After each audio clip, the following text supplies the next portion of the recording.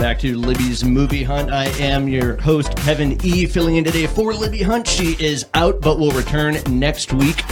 I am joined in studio by my favorite fill-in host. Happens to be my very own mother. Mom, thanks for being here, as always. Cool. Hi, Kevin E. It's good to have you here. Thank you. Good to be here. Thanks, Libby, for letting me fill in again. And we're going to do kind of a loosey-goosey, free-form kind of version of the show today. Good. There's really not that much to see right now. It's kind of that period where you go and see the stuff that already came out in 2017 to kind of catch up before we have the Oscars. When are the Oscars, actually? Are you asking me? Yeah, I'm not even totally sure. I should know this. I know you should. It's in February. And we were March. discussing before the show that we thought Molly's Game was really snubbed at the Oscars because it didn't get any nominations. And I was looking it up online, and it turns out it's a 2018 film, so I'm thinking it just didn't make the cut. Look at us. And but it's so early. It's such an early 2018 release. It probably will be forgotten by next year's. That's the sad part. That's what I like to tell myself about Road to Perdition. You know, because it came out like the summer, maybe the spring before the Oscar, the whole year before the Oscars. Right. And it was so good. It got nothing, I think cinematography. Well, I mean, and it's written and directed by Aaron Sorkin, a guy who knows the business. You'd think that he would release it I know. in time to maybe get... I wonder if he doesn't have power over that kind of thing. I'm not sure, yeah. And that's his directorial debut, so you'd think he'd want a big release. But you're right, it's probably the distributor or whoever decides. There's so many companies and people and big shots involved. Intricacies that we know absolutely nothing about. Yep, that's true. So you actually did see something, though. You saw 3 Billboards. I did. One of the nominees for Best Picture, I believe Best Director as well, and then Frances McDormand and Sam Rockwell also received nominations for acting credits. And this is one that Libby reviewed a while back, but you and I are catching up on the Oscars now, and there's still a couple that I haven't seen. So I think we should go ahead and start with that. Sure. I just saw it this morning. Can you believe you can go to the movies at 10 a.m.? I love that. It was great. I loved it. It was really fun. Nobody there. That's what I do whenever there's Nobody a big talking. movie out that I want. When I want to go to a movie by myself, I like going in the day because no one's there. But if it's like a big release like The Avengers or something, there's no good day to go really where nobody's there. So that's my move. Is I get up and go real early by myself, and then I don't feel as awkward about being alone. It's the best. I didn't look at my ticket stub or whatever. I didn't pay any attention. But I think it's cheaper, too. Oh, yeah, nice. I think it is as well. Especially for you, because you have to go see so many, and I know you're on a tight budget. Yes. It's got to be hard for you to... Well, I mean, there's a lot of good ways to do that, honestly. I had little tips and tricks. My favorite is Cinemark. First of all, they're always the best priced, in my opinion. Yeah, you've said that. And they also still have that deal that I used to use in college, the Tuesday deal, where it's real cheap to go to a matinee. I've got to remember that. Real cheap. And then another good one is, and they're not all like this anymore, but a lot of movie girls, because you eat there, have cheap admission. I didn't know that. I thought they were so much more money. No, the tickets are always cheaper. But, that's because you're going to buy food and drinks and all that stuff. So if you go to, like, Studio Movie Grill, the tickets are pretty reasonably priced. That's good But don't to know. be fooled. Some of them are not like that. And I'm not trying to put anyone on blast. But if you go to, like, Look Cinema, you're going to have the exact opposite because it's a much more formal experience. And those tickets are really steep. I think it came out to, like, $32 for our 2 tickets or something like that. It was... And that's with food on top of that. Exactly, yeah. So is the food good at these places? The food is usually good, yeah. Look Cinema, there's a restaurant built in, so it's kind of nicer food. But That's good. Studio Movie Grill's pretty standard kind of stuff, burgers, pizza, that kind of thing. And I always enjoy it. I've always had a good experience there. Yeah. But now there's so many of these, it's hard to keep up with them. I know. But Studio Movie, in my opinion, is still the best one to go to. AMC is going to overcharge you, and that's just my opinion. Good to know. Duly noted. Well, I would have been happy to pay full prices. $10.50 for this one today. This is a good one. It's worth it. And I it's just so much fun and such a pleasure to see something where you come out and say, good stuff all around. Yeah. I mean, every performance. And I was so happy to see, what's the guy? Now, I don't watch Game of Thrones. I don't either. I know that's really a bad thing. I don't know how you tell people these days you don't watch Game of Thrones. It's like... Well, you can't. You'd be ostracized. But is it Peter Dinklage? Yes. He was in this, and he's so good. I love to watch him perform. He is just very really good. cool and good, and he's very good looking too. Besides that, he's kind of pompous in real life, but is he heard, really? Yeah. But he is a very good actor. Well, he's had a lot of success. So I wrote a paper on one of his films that he starred in, The Station Agent, when I was in college. Yeah, it was funny. This was one of my tricks when I was going to film school and you're taking these movie classes. Yeah. Always pick the most obscure, least desirable sounding film to watch and write on, because the teacher's always going to favor the one who does that. I remember one of the options was like The Hurt Locker and a couple of other ones, and I'm like, what is The Station Agent? I'm like, that's the one to go for, because the teacher's going to like that you picked the weird one, the indie. Yeah. Well, I was at a charity fashion show. He was great in that, by the way.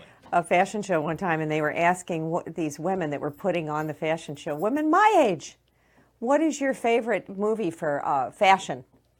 Every one of them said, well, I would have to say Breakfast at Tiffany's. You know, and you're just like, that's all you can come up with. That's the only thing you can come up with. You can't come up with To Catch a Thief or Thomas Crown Affair with Steve McQueen and Faye Dunaway. Libby had a couple of good ones on our presentation last night. We both did for male and female inspired fashion. Like she had Annie Hall in there, and When Harry Met Sally, and those were very trendy styles. I went out and bought all my clothes like Annie Hall after I saw it. It was the rage. Yeah. So you had a presentation last night with Libby. We did. Very good. I wish I could have seen it. We had to be elsewhere, but I would have gone had I been able to. Well, we got 3 more coming up, so. I'll be there. All right, very good. Well, I'm sorry. I'm getting you off the track, which is a typical thing I do. No, it was my fault. I took us down that detour.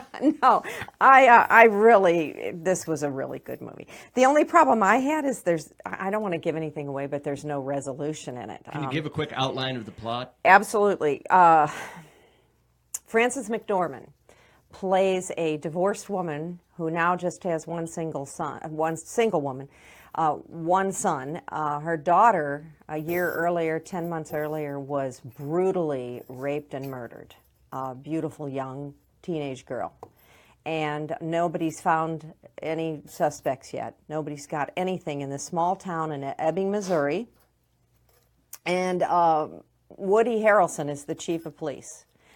And she has erected for her 3 big billboards on the obscure road that the girl was murdered on. Her daughter was murdered on. And they are pointing, to the police department that my daughter was murdered or raped while dying. No suspects. What are you doing, Chief Willoughby? Mm-hmm. And that's Woody Harrelson. Well, Woody Harrelson's like Bruce Willis. Anytime you cast him as a cop, they'll deliver in that role. So.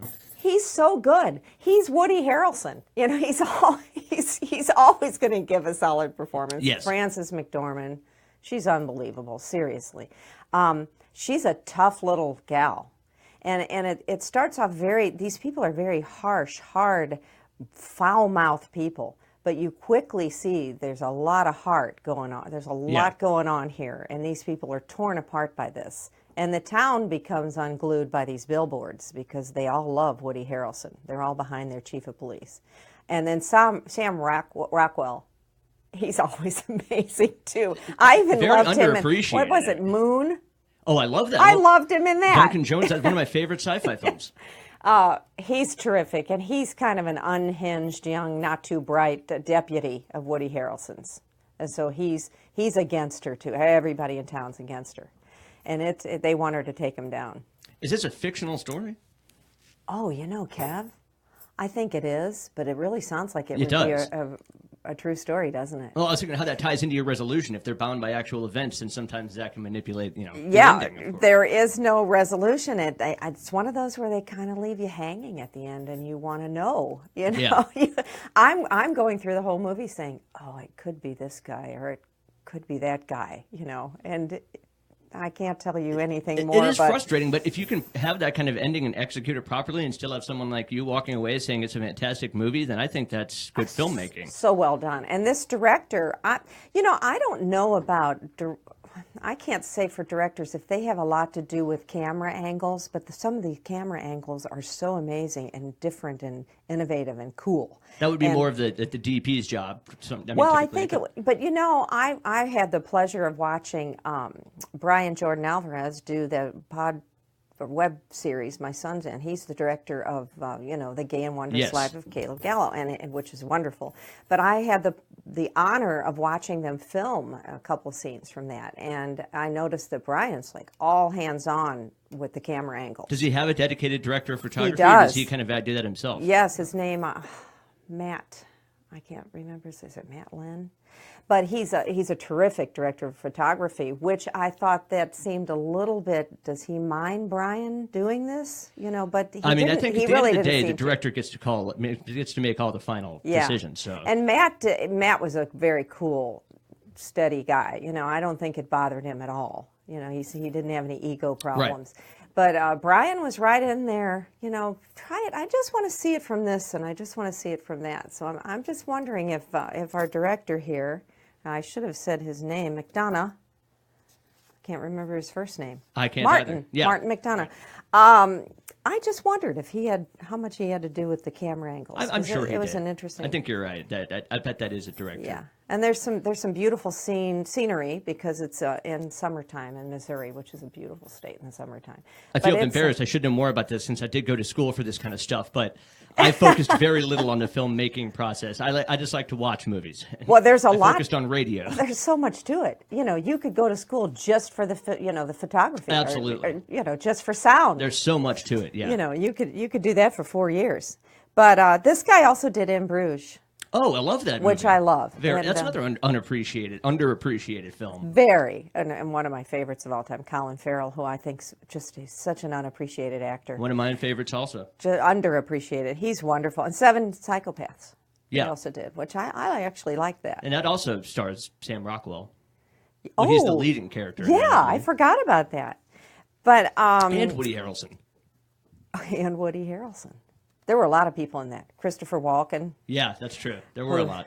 He kind of eats up every scene he's in. He does chew the scenery a bit. With his expressions on his face. He has the most unique cadence of speech of anyone on earth. Absolutely. It can never be replicated. No, you can't. But it's the cool part about this movie, which I think kind of tells a good movie. It's a very dark, sad movie, very sad topic, but there are several times during the movie where I'm laughing out loud. I mean, there are some really funny things in it, which I love when you have a movie that heavy that's peppered with some really good chuckles that are they just throw you off guard, they put you at ease. And Woody Harrelson, of course, is hilarious. He has some hilarious lines in it. But it's got a little of everything. It's heavy, dark, sad, scary, funny. And she's tried to do other kind of roles and comedic to some extent. I mean, some people would say Frances McDormand's role there was comedic elements in Fargo, but at its root, she's best in these dark, dreary, these kind of films that really highlight the hideous nature of humanity at times. Oh, she's really good. Now, was she in Burn After Reading too? She was, and that's one where I did not think she was funny at all. I mean, I didn't think anyone was funny in that personally. I kind of didn't either. I wasn't a fan. It was kind of like Coen Brothers guy. People that aren't meaning to be funny, trying to be funny. Right. Which I used to think about John Hamm, but I think he's gotten more funny. I think he's gotten more funny. I think he's getting much more funny. Yeah. He's coming around. It's so hard to. I mean, he looked like he was always trying too hard. He's one of those guys though that's he's always going to be Don Draper to me. So it's tough for him to come off as a funny guy. It's just like Gandolfini. I couldn't even watch Gandolfini in anything after Sopranos. I mean, that's just. That's true. That's one of those roles that he would have had a hard time shedding. Yes.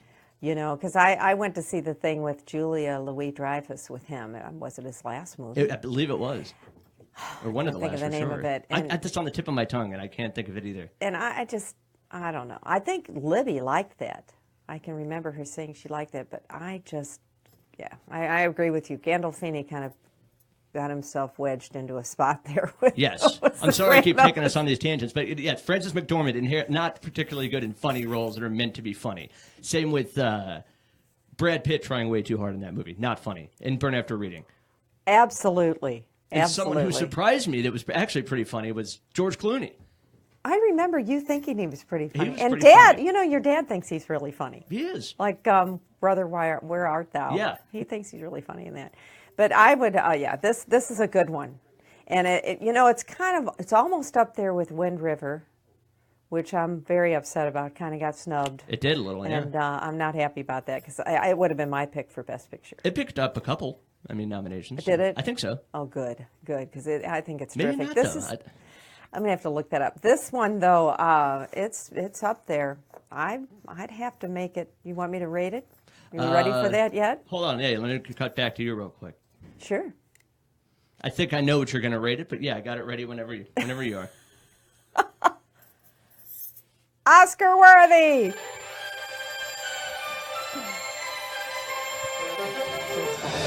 That's not a rating we like to give out, you got to earn that one. So that's up a good there. sign. Wind River, and it's already won Golden Globes Best Actress. Yes. And then Best Supporting, Sam Rockwell. I think he won a Golden Globe and a SAG, and she won the SAG. Mm-hmm. So it's already getting the kudos. Yeah. And I think you said, did the director? I'm not sure about I think so. And I had to make predictions last night at our presentation. And I was leaning towards, everyone in America just loves Margot Robbie right now. So I was thinking she has a chance of winning for I, Tonya, but...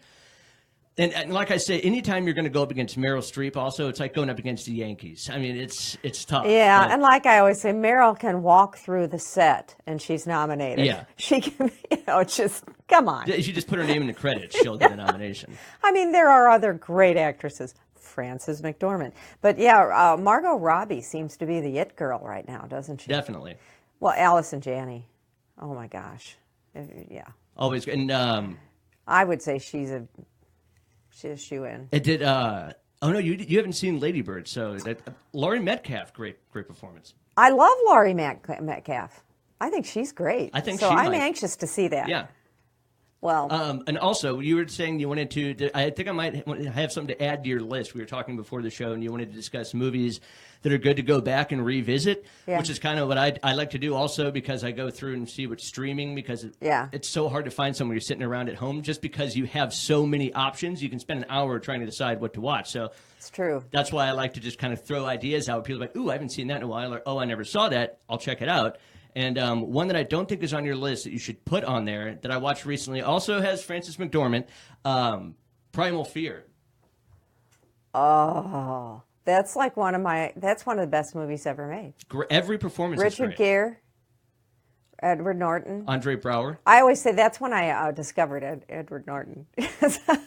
Alfre Woodard is great as the judge. Oh, she's always good too. Is it Laura Linney? Yep, she's really good. No, that's a really good one to revisit.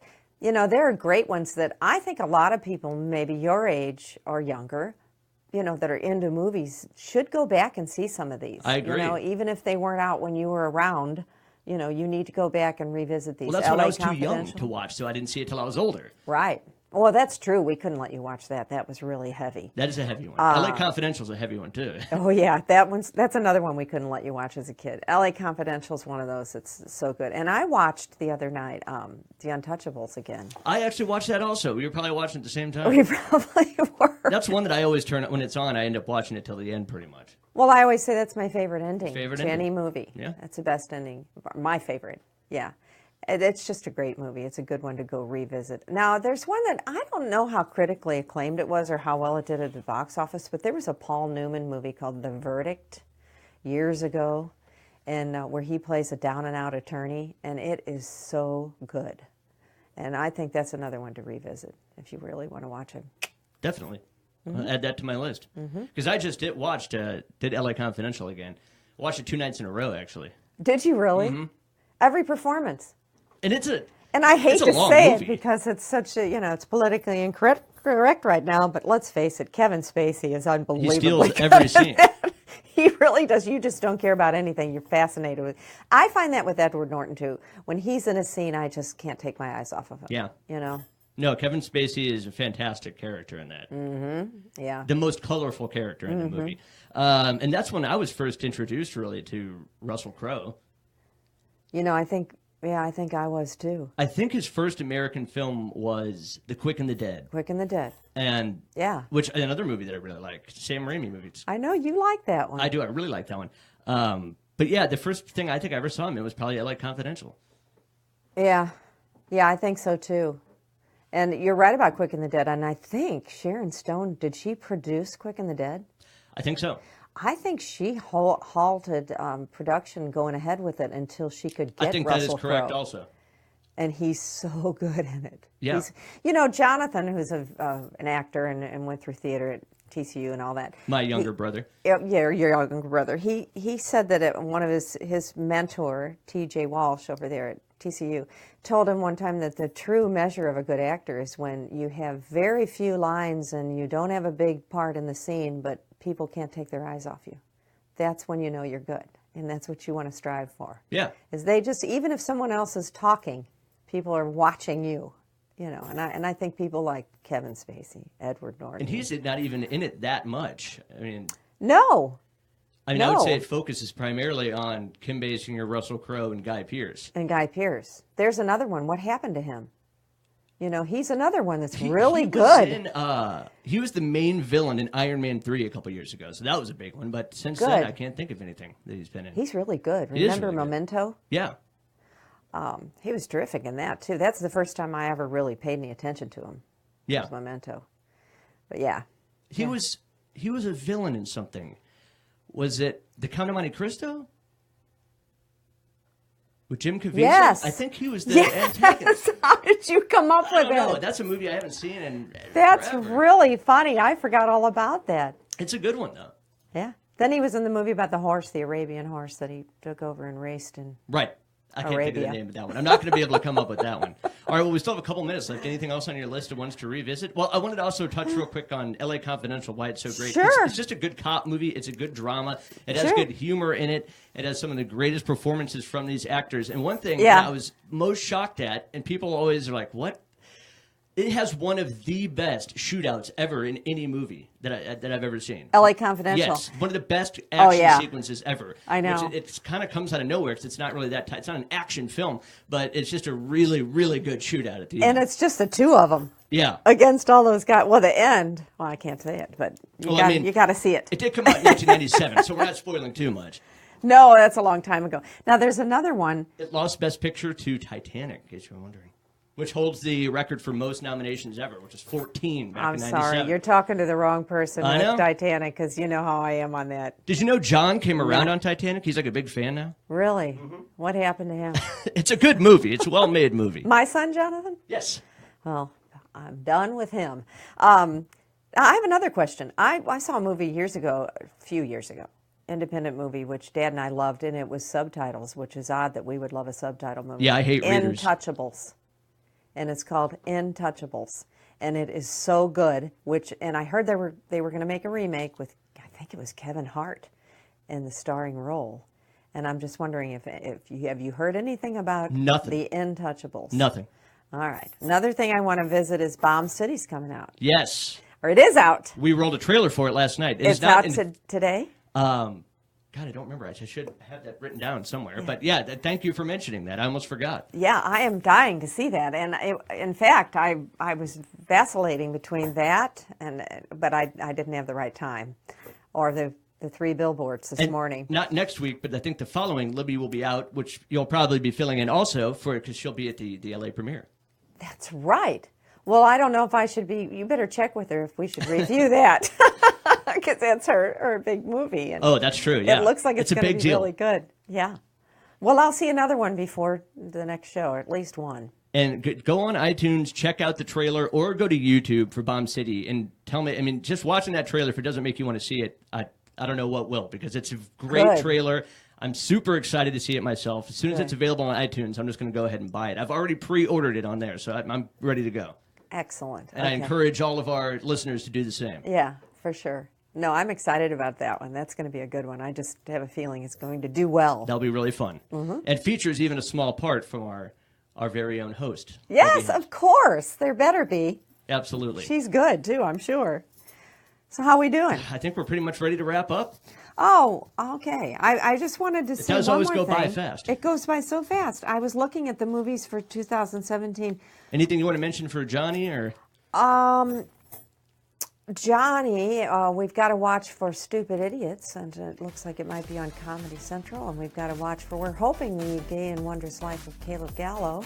I know. I miss it. Gets picked up. I used to get so excited when the new episodes were out. Yeah, and then Johnny's friend Christine Coe, formerly of The Great Indoors, she's currently on Hawaii Five-0, and she's doing a great job. She's got a 5-episode arc, I believe. And then we've got Brian, Jordan Alvarez is going to be on Will and Grace. So that's going to be kind of fun. So we're going to watch for some of those things. Johnny's just plugging away at it out there. So. Very exciting.